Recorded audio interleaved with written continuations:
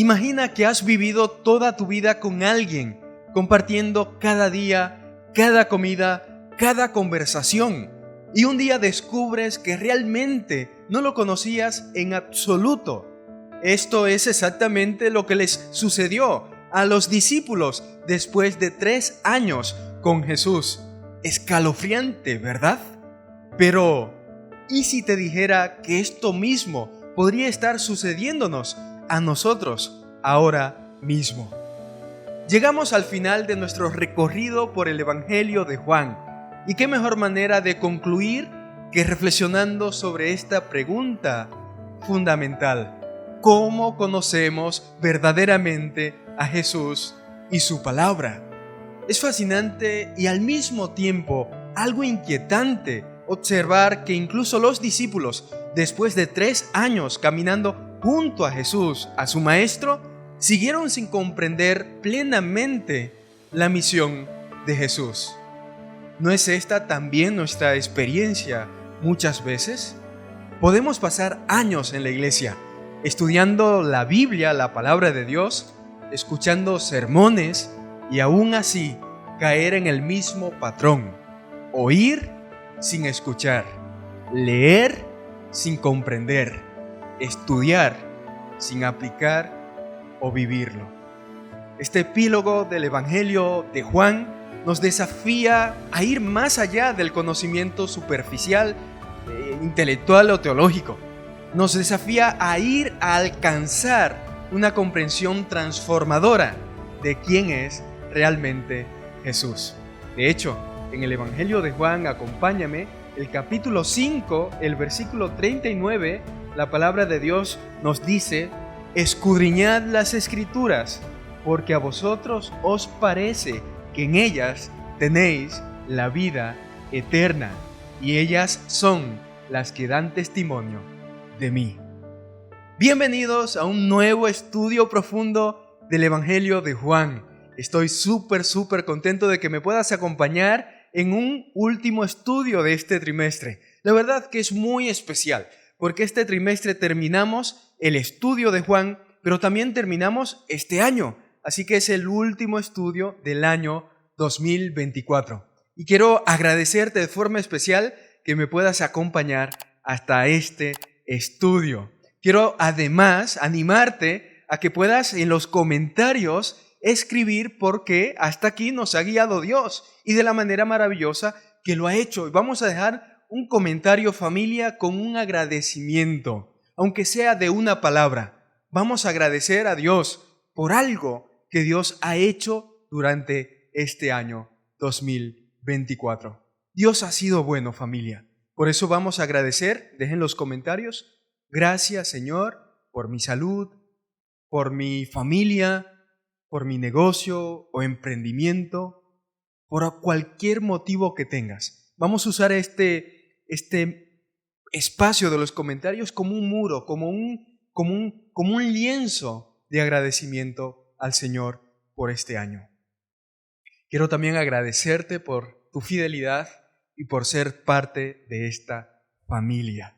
¿Te parece que oremos? Vamos a orar. Padre bueno, queremos rogarte que nos puedas acompañar una vez más al estudiar tu palabra. Gracias, Señor. Gracias por este año 2024. Gracias, Señor, por tus bondades, por tu misericordia. Gracias porque nos amas y gracias por tu palabra y por tu Hijo Jesús, nuestro único Salvador. Bendícenos en este estudio con tu Espíritu Santo. Te lo rogamos y te lo pedimos en el nombre de Jesús. Amén. Amén. Quiero animarte que me puedas acompañar como siempre con tu libreta. Acompáñame con tu libreta para tomar apuntes de aquellos puntos impactantes del estudio, también con un bolígrafo, y acompáñame sobre todo con la palabra de Dios, con la Biblia, para juntos profundizar en el libro de Juan. Vamos al primer bloque. Encuentro en Galilea. Ubícate en el capítulo 21 de Juan, los versículos 1 en adelante, más o menos hasta el 19. Juan capítulo 21, 1 en adelante. Una red vacía. un amanecer solitario, 7 pescadores frustrados y en la orilla una figura misteriosa que está a punto de cambiar sus vidas para siempre. Pero esta no es solo una historia de pesca milagrosa, es un espejo que refleja nuestra propia lucha con el fracaso, la restauración y el amor incondicional de Dios. La escena que se desarrolla en Juan capítulo 21 es profundamente significativa. Imaginad el ambiente, la brisa del mar de Galilea dando en el rostro de estos discípulos, el amanecer que comienza a teñir el cielo y un grupo de discípulos exhaustos, cansados, después de una noche de pesca infructuosa. Han vuelto a su antiguo oficio, quizás buscando algo de normalidad después de los eventos traumáticos de la crucifixión y las apariciones posteriores del Señor Jesús resucitado. Pedro, siempre el líder natural, dice en el capítulo 21, el versículo 3, que Simón Pedro les dijo, voy a pescar. Imaginaros la escena. Ellos le dijeron, vamos nosotros también contigo. Fueron y entraron en la barca y aquella noche no pescaron nada. Los otros discípulos, dice el texto, que lo siguieron, tal vez esperando que la familiaridad de su antigua profesión, la pesca, les trajera algo de paz. Pero esa noche no pescaron nada. Familia, ¿no es significativo que incluso en aquello que mejor sabían hacer, fracasaron? A veces Dios permite estos fracasos para prepararnos para algo mucho mayor y más grande, que sin esto no estaríamos preparados. Y entonces en la orilla aparece ese desconocido, entre comillas, claro, que les dice dónde echar la red. Acompáñame, vamos a leer el versículo 4. Dice, cuando ya había amanecido, se presentó Jesús en la playa, mas los discípulos no sabían que era Jesús. Y les dijo, hijitos, ¿tenéis algo de comer? Le respondieron, no. Él les dijo, echad la red a la derecha de la barca y hallaréis para pescar. Entonces la echaron y ya no podían sacar la red por la gran pesca, la gran cantidad de peces que habían capturado. ¡Wow, wow, wow, wow! Gloria a Dios, familia. La escena es un eco perfecto de su primer llamado en Lucas capítulo 5, en los versículos 1 en adelante. ¿Os acordáis? La pesca milagrosa. Es como si Jesús les estuviera recordando. ¿Recuerdan cómo comenzó todo? Aquí estamos de nuevo porque necesitamos un nuevo comienzo. ¡Wow! La reacción de los discípulos es reveladora. Juan, el discípulo amado, dice el texto que es el primero en reconocer al Señor. El versículo 7 dice que Juan pronuncia las palabras, un grito, ¡es el Señor! La intimidad espiritual, escucha bien esto, la intimidad espiritual agudiza nuestra capacidad de reconocer la presencia de Jesús. Permíteme que lo repita. La intimidad espiritual agudiza nuestra capacidad de reconocer la presencia de Jesús, escuchar su voz y saber su voluntad. Pedro, dice el texto, ahí mismo en el versículo 7, dice que Pedro, impetuoso, cuando oyó que era el Señor, como siempre impetuoso, se lanza al agua para llegar primero a Jesús. Su reacción nos muestra que a pesar de su negación, su amor por el Maestro seguía intacto. A veces caemos, pero no podemos quedarnos en la caída. Lo que sigue es una de las escenas más conmovedoras del Nuevo Testamento, familia. Jesús, el Señor resucitado, prepara el desayuno para sus discípulos cansados y hambrientos. ¿No es extraordinario esta escena?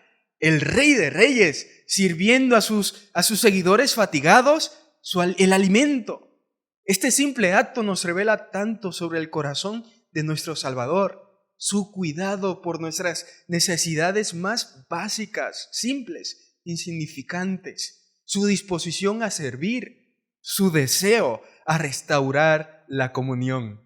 Antes de morir, mientras Jesús hablaba a los discípulos de su inminente crucifixión, ¿os acordáis de esta escena en el capítulo 13 de Juan? Pedro insistió de que iba a morir por el Señor Jesús, de que nunca lo iba a negar. Pero a pesar de esa promesa, él y los demás discípulos huyeron para salvar su vida. Más tarde, Pedro negó a Cristo 3 veces, tal y como Jesús había predicho. Es curioso porque en la cultura oriental, renegar de los amigos es algo deshonroso, y Pedro sintió profunda vergüenza por este hecho.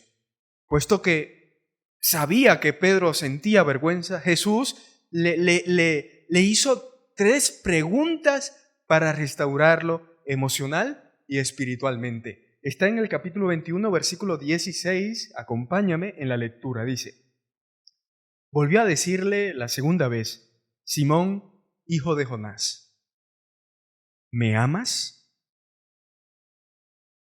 ¡Wow! Simón, hijo de Jonás, ¿me amas? Pero el momento crucial viene con estas preguntas, más bien con la repetición de estas preguntas. Cada ¿me amas? Es como un bisturí espiritual que está removiendo la vergüenza y la culpa de sus 3 negaciones. Jesús utilizó el verbo griego agapao, que significa se refiere a un amor incondicional de Dios. Pedro, en cambio, respondió con otro verbo que es fileo, que es amor, pero otro verbo, otra palabra, que a menudo designa el afecto existente entre los amigos. La diferencia entre los verbos griegos utilizados agapao y fileo ha sido objeto de mucho debate teológico, pero quizás lo más significativo no es tanto la diferencia entre estos tipos de verbo, de amor, sino la humildad de Pedro en sus respuestas. Ya no hay jactancia, no más, aunque todos te abandonen, yo no, Señor. Ahora hay una dependencia total de la omnisciencia de Cristo. Señor, en el versículo 17 lo dice Pedro de forma preciosa: Señor, tú lo sabes todo. Tú sabes que te amo. Señor, tú lo sabes todo. Tú sabes que te amo. Esta es la clase de humildad que Dios puede usar. La restauración de Pedro no fue solo personal, fue pública frente a sus compañeros, validando así su futuro ministerio como líder de la iglesia primitiva. Cuando Pedro se hundió en la arena mojada frente a Jesús aquella mañana, llevaba el peso de su triple negación sobre sus hombros. ¿Cuántas veces nos hemos sentido así también nosotros? Cargando el peso de nuestros fracasos, pensando que ya no hay vuelta atrás. Pero en la orilla de nuestros fracasos, Cristo siempre está ahí, esperando con un fuego encendido y una pregunta que penetra hasta el alma. ¿Me amas?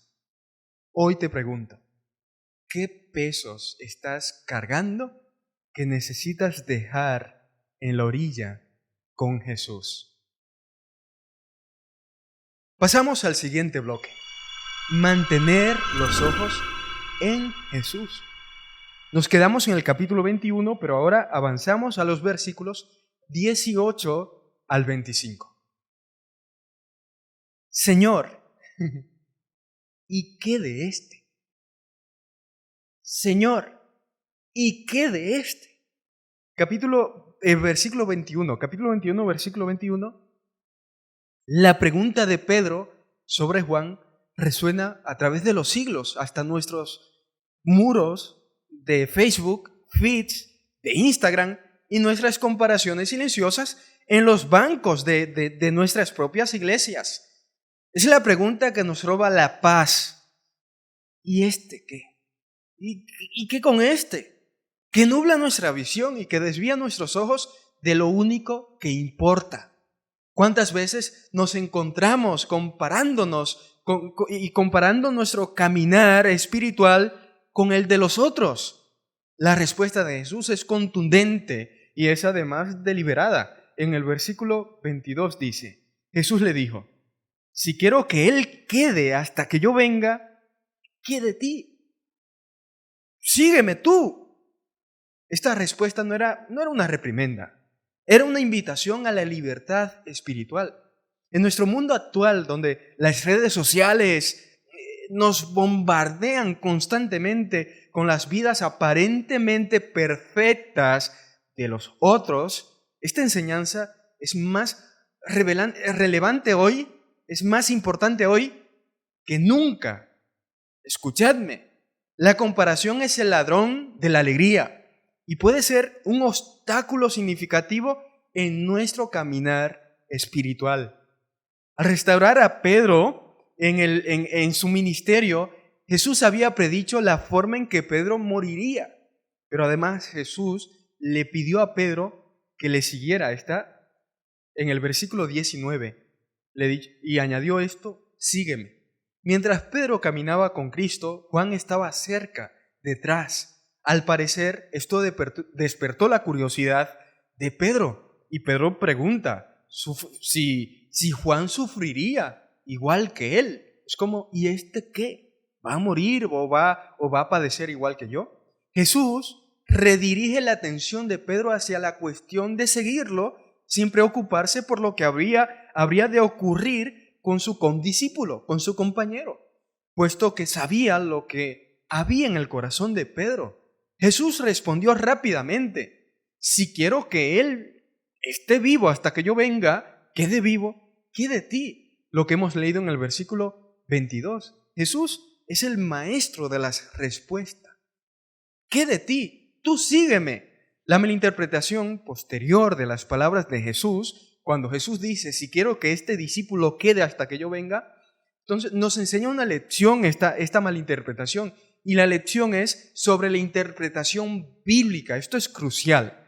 Incluso las palabras más claras pueden ser malentendidas cuando las filtramos a través de nuestras expectativas y nuestros deseos. La comunidad cristiana primitiva creía que Juan no iba a morir antes del regreso de Jesús. Pero eso no era la intención de las palabras de Jesús, familia.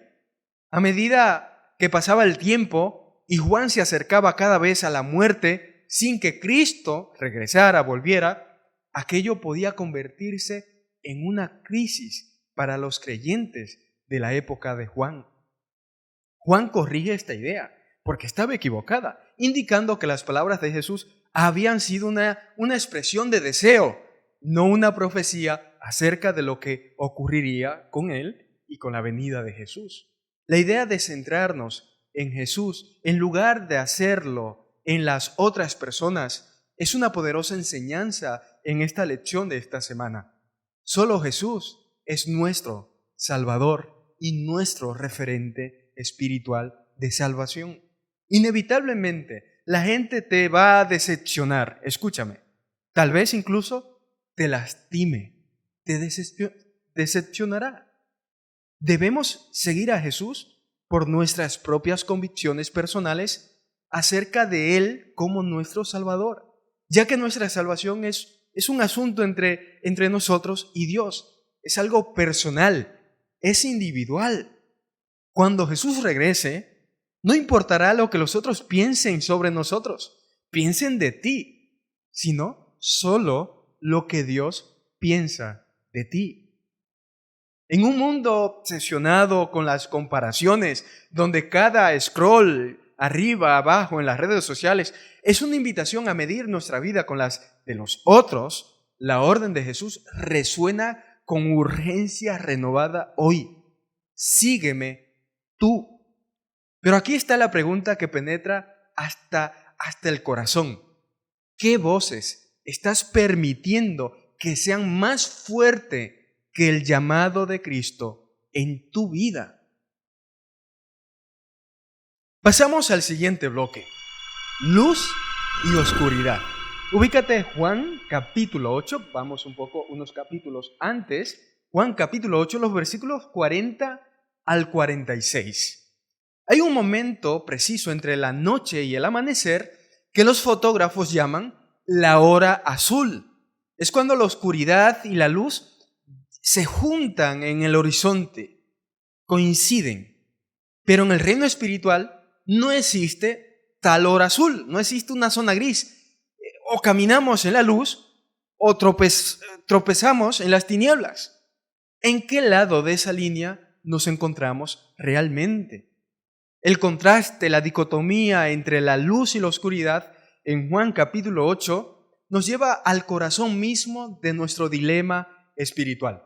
El mundo está en tinieblas, no por falta de información, escucha, sino por su incapacidad inherente para conocer al Dios verdadero. Es aquí donde la palabra griega exegeomai, que significa dar a conocer al Padre, cobra un significado profundo, porque esto significa mucho más que dar a conocer, significa que solo Jesús puede interpretar, puede explicar y dar a conocer verdaderamente al Padre. Solamente Jesús. Esta verdad tiene implicaciones revolucionarias para nuestra comprensión de la revelación divina. No podemos conocer a Dios a través de la especulación filosófica, del conocimiento académico o el pensamiento humano solamente. Necesitamos la revelación divina. Necesitamos la palabra de Dios que viene a través de Cristo Jesús.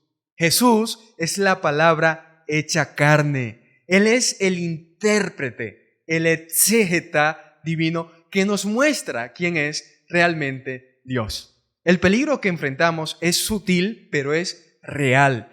Podemos caer en la trampa de leer la Biblia desde nuestra propia perspectiva limitada, interpretando sus verdades a través del lente de nuestros prejuicios y deseos.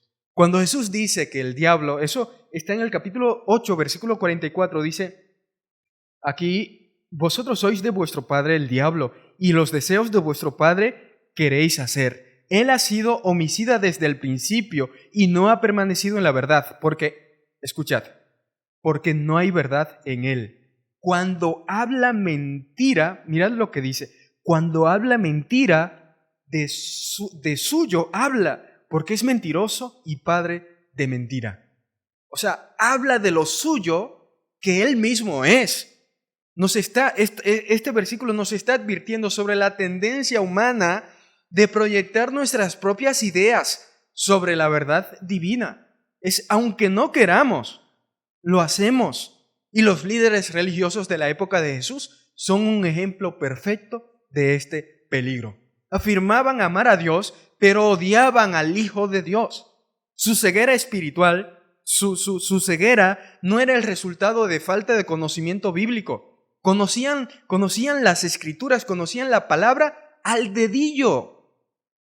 El problema era su resistencia a la verdad porque no se ajustaba a su preconcepto y a sus ideas preconcebidas.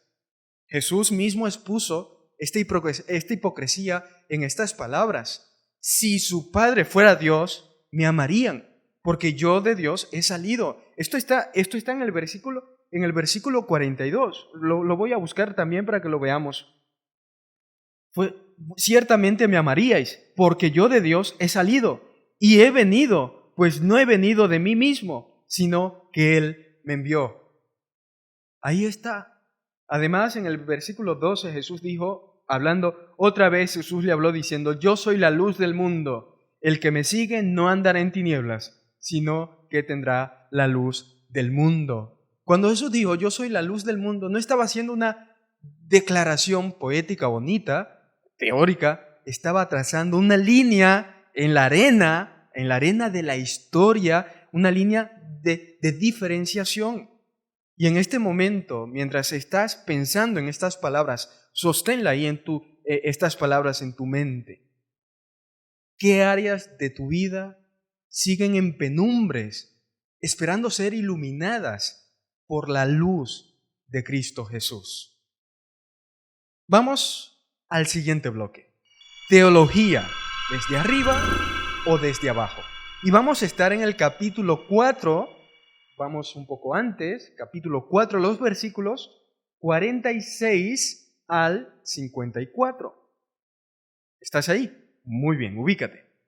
Imagina ahora un hijo moribundo, un padre desesperado, una carrera contra el tiempo y en medio de todo, una lección que desafía nuestra manera de relacionarnos con Dios. ¿Venimos a Él con nuestras condiciones o nos rendimos a sus términos?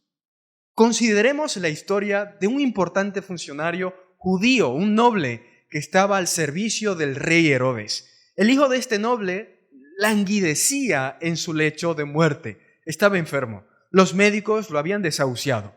Desesperado, el padre buscó al gran médico, aunque en realidad no quería que fuera el Mesías prometido, solamente un sanador, un asalariado, alguien que le hiciera un favor. Jesús sabía que si no curaba al hijo del noble, este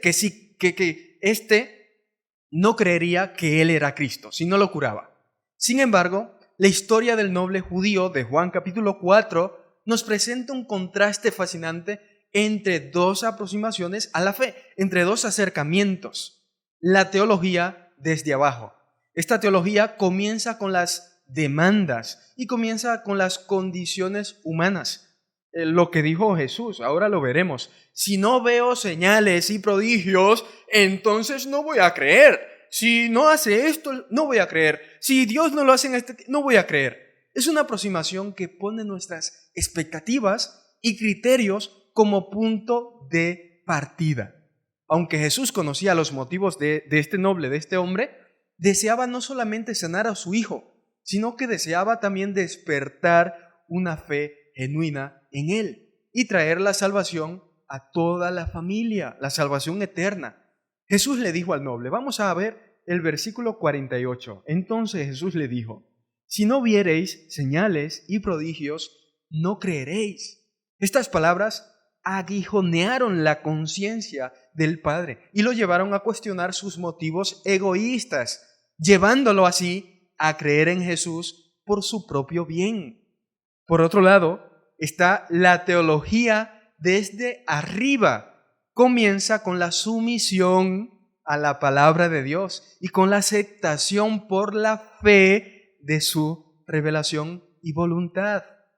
No es que esta fe sea ciega o irracional, sino que reconoce la prioridad y la autoridad de la revelación divina sobre nuestras limitaciones y limitada percepción humana y pensamiento. Significa hacer la voluntad de Dios como respuesta activa al hecho de escucharla, de recibirla.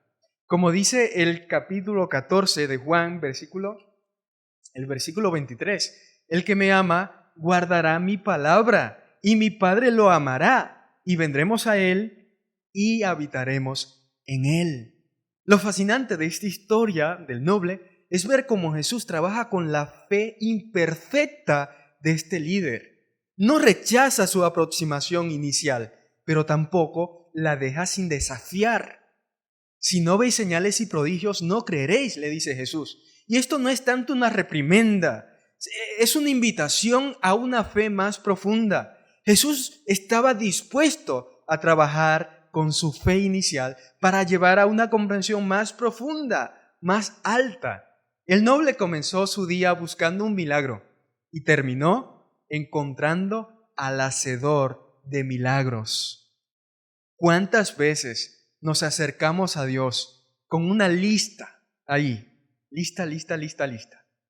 Una lista de deseos solo para descubrir que Él quiere darnos algo infinitamente más valioso que una lista de requisitos o deseos. La pregunta que debemos hacernos es, ¿estamos dispuestos a dejar que Dios redefina nuestras expectativas? Que así sea. Llegamos al último bloque, permanecer en Jesús. Ubícate en el capítulo 15, los versículos 1 al 11. Juan capítulo 15, 1 al 11.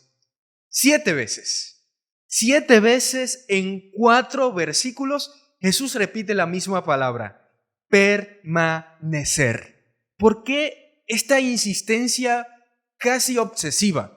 Porque en estas 7 repeticiones se esconde el secreto de toda la vida cristiana, la clave que muchos buscan y pocos encuentran. La metáfora de la vid y los pámpanos de Juan capítulo 15 nos presenta una de las imágenes más poderosas de nuestra relación con Jesús.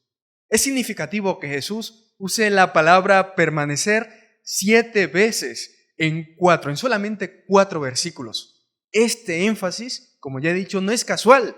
Primero, este es el último yo soy de toda la Biblia. Es el último yo soy de Jesús antes de morir y su último mensaje directo para los discípulos. Y segundo, es que la vida espiritual no se trata principalmente de hacer, sino de permanecer. Por eso es tan importante el énfasis de Jesús. Juan capítulo 15, versículo 5 dice, yo soy la vid y vosotros sois los pámpanos. El que permanece en mí y yo en él, éste lleva mucho fruto, porque separados de mí nada podéis hacer. Nada podéis hacer. No es una exageración retórica, es una realidad espiritual tan concreta como la dependencia de un pámpano de su vid. Y ahora lo vamos a entender mucho mejor. De hecho, la palabra para nada, la palabra griega, es absoluta. Significa exactamente eso. Nada. Nada, ¿qué es nada? Nada. Nada es nada. No hay área de nuestra vida espiritual que pueda funcionar independientemente de Cristo. Separados de mí, nada podéis hacer. No era que los discípulos no pudieran realizar ninguna actividad sin Jesús. Podían estar activos sin Él. Así como estaban los enemigos de Jesús y muchos otros, estaban activos, separados de Jesús. Sin embargo, escucha bien, ni ellos ni nosotros podemos hacer nada de valor real y eterno sin Jesús. Esto significa, permanecer no es un concepto pasivo, me siento y ya está. Es una conexión vital de la obediencia nacida del amor. Si me amáis, como dice el versículo 10, si me amáis, guardad mis mandamientos. No es un llamado al legalismo, sino que es una descripción de la respuesta natural del amor. Te amo, entonces obedezco. La obediencia es el fruto del amor, no su raíz. El significado de este versículo resulta sumamente claro cuando lo consideramos a la luz de la técnica necesaria para hacer un injerto en una vid. Si el injerto no se adhiere a la cepa, a la cepa madre, se seca. Por lo tanto, sin la cepa madre, el injerto no puede hacer absolutamente nada. La cualidad de permanecer transmite la idea de intimidad y 2, constancia. Intimidad y constancia. El sarmiento fructífero tiene una conexión viva con la vid, fibra tras fibra, vena tras vena. Al unirse este injerto a la vid viviente, el injerto somos tú y yo y la vid viviente es Cristo, llega a formar parte de ella. Es solo por la unión con Él que cualquier pámpano puede dar fruto. Una vez que la unión se rompe, la savia ya no fluye y el fruto en ese pámpano ya no es posible. Aunque los residuos de la savia que permanecen en él pueden ser suficientes como para dar hojas y así por un tiempo dar la apariencia de vida, tarde o temprano se va a secar y va a morir. Pablo no utiliza el lenguaje de Juan, pero expresa la misma verdad cuando dice en Gálatas capítulo 2, versículo 20, ya no vivo yo, mas Cristo vive en mí. Y en Filipenses 4:13, todo lo puedo en Cristo que me fortalece.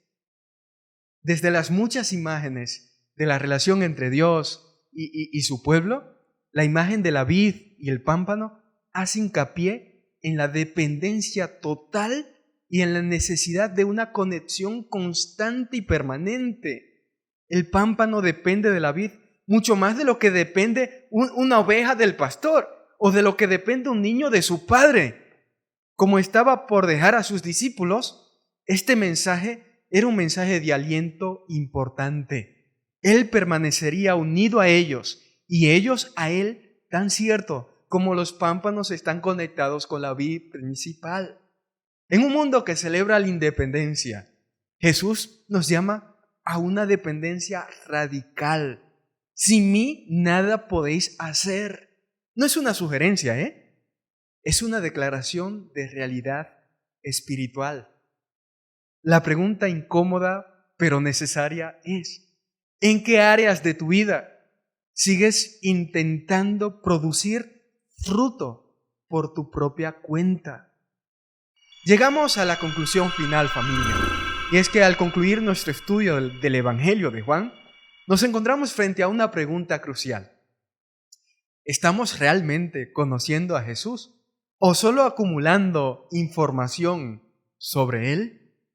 La diferencia entre el conocimiento y relación, entre información y transformación, es el corazón mismo de nuestra fe.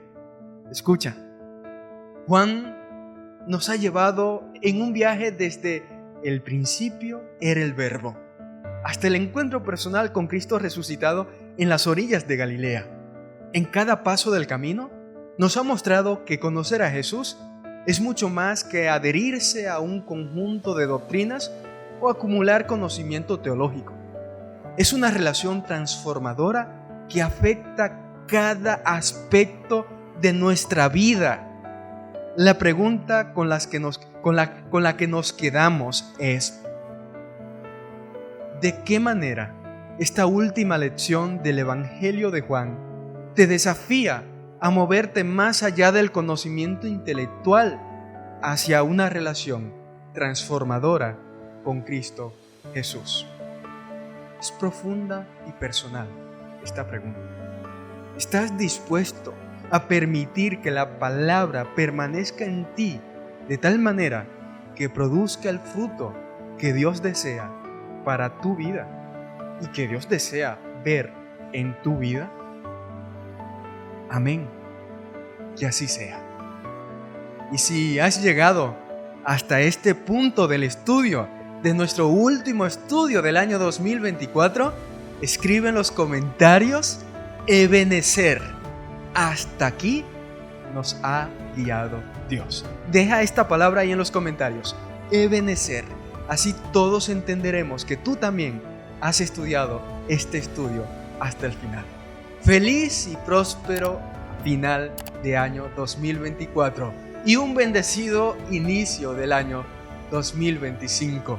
Que Dios os bendiga, querida familia, y nos vemos el año 2025 con nuestro primer estudio de la palabra de Dios. Hasta pronto y te mando un fuerte abrazo. Chao, chao. Bendiciones.